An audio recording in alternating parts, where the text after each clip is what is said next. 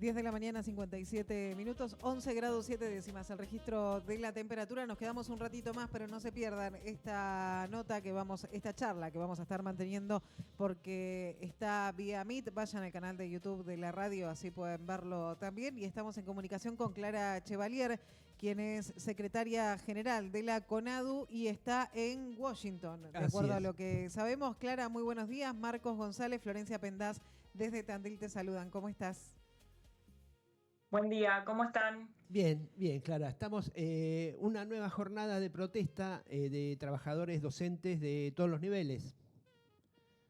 Sí, la verdad que hoy estamos en una jornada que marca un poco también lo que nos trae hasta acá a Washington, que es un estado de ataque a la educación en general, y eso es lo que mueve el paro de hoy, ¿no? Hoy tenemos un paro educativo de todos los niveles, un paro que está hablando del recorte presupuestario inédito. La verdad que estamos llegando a un piso presupuestario absoluto. Es a veces también en estos, bueno, yo estoy acá para una audiencia en la Corte Interamericana de los Derechos Humanos, una audiencia que tiene por objeto abordar las políticas de Javier Milei a partir de una iniciativa de un grupo de abogados y de sindicatos.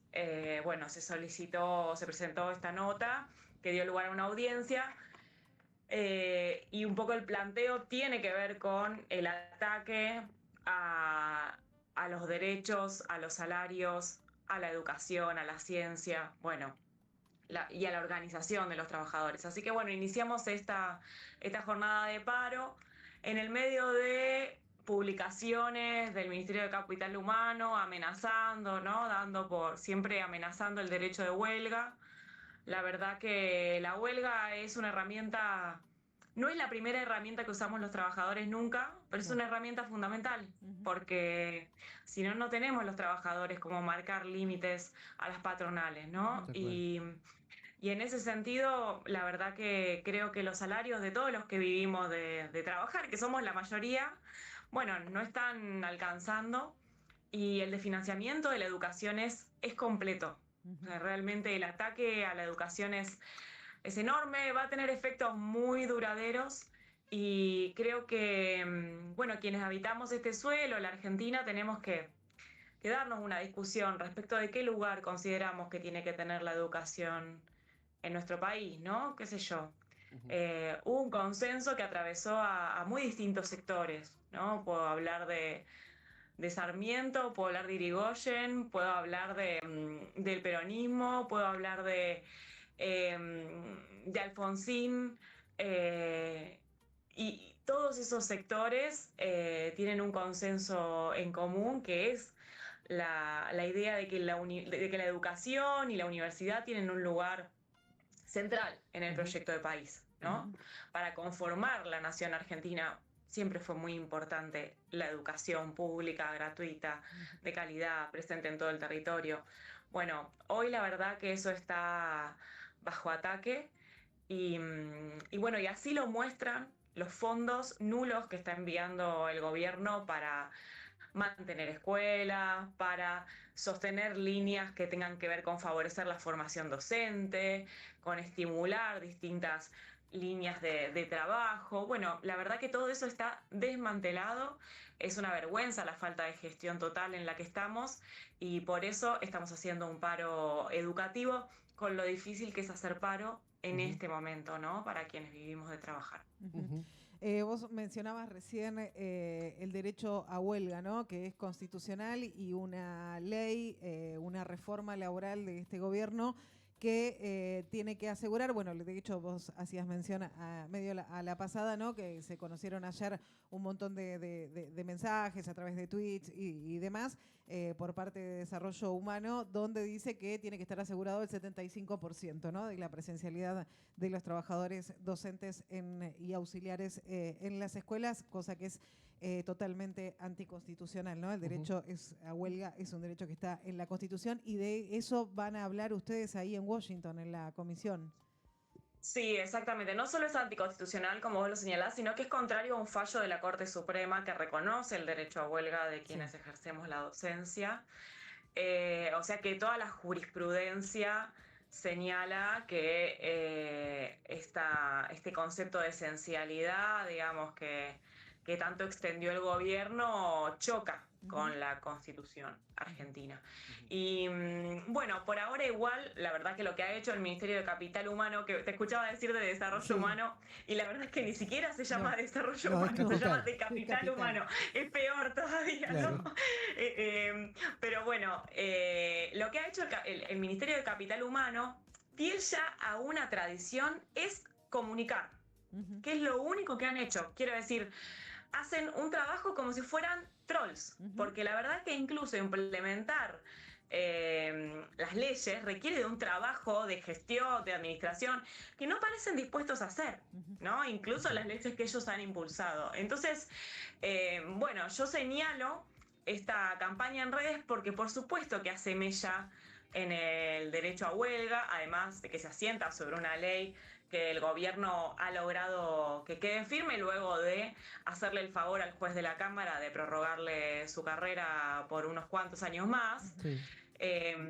Y bueno, la verdad que de eso vamos a hablar en la CIDH, efectivamente, ¿no? Todo lo que tiene que ver con la organización de los trabajadores, que ha sido tan fundamental, porque quiero decir esto, muchas veces los sindicatos somos ámbitos que no tenemos una imagen muy positiva, ¿no? Somos mal vistos,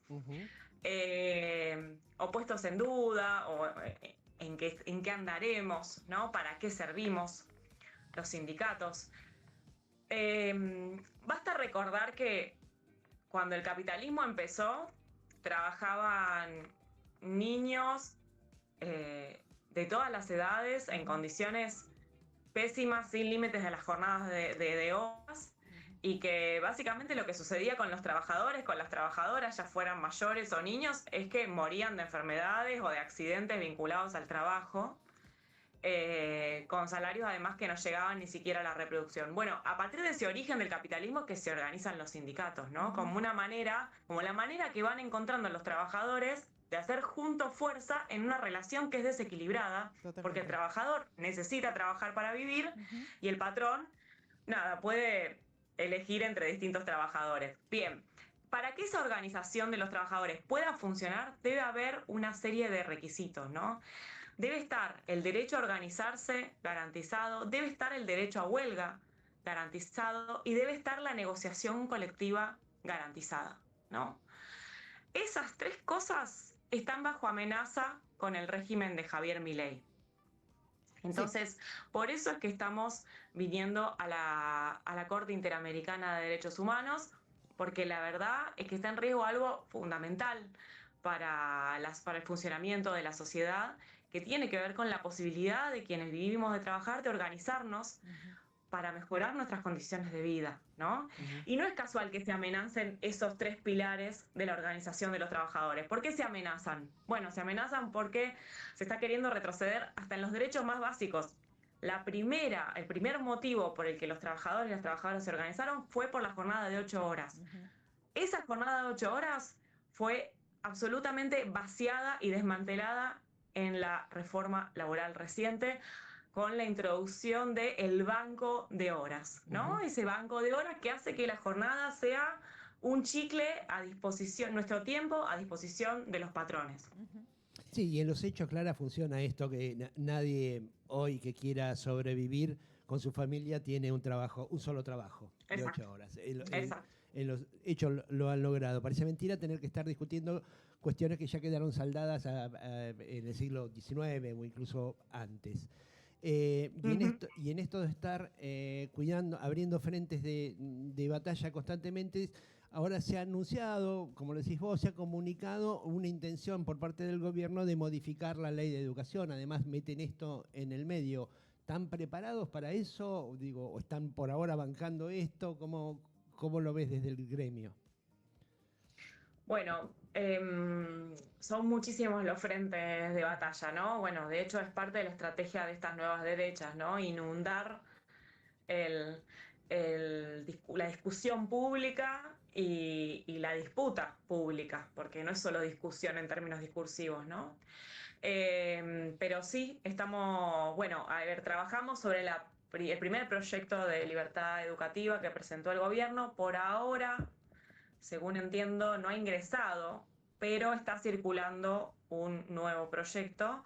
Lo estamos trabajando con muchísima preocupación porque va en sintonía con lo que estas derechas radicales plantean, que es que la educación, en vez de ser un derecho que se ejerce socialmente, que entonces el Estado debe garantizar, parece estar más vinculado a una cosa individual, ¿no? Sí, Tengo que aprender. un Entonces eso servicio es más, un individual y producto entonces más. lo puedo...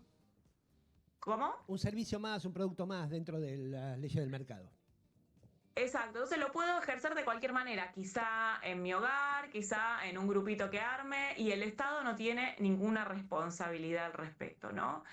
Entonces, forma parte de este ideario social bien irreal, ¿no? Es bien irreal. Yo entiendo que por ahí las redes bueno, también nos inyectan con esta idea individual, ¿no? De me levanto a las 4 de la mañana, me doy una ducha de agua fría, invierto con el celular, salgo a hacer deporte. Bueno, esa idea de la autoeducación es una idea completamente ficcional. Los humanos, desde que nacemos, dependemos de la sociedad para aprender.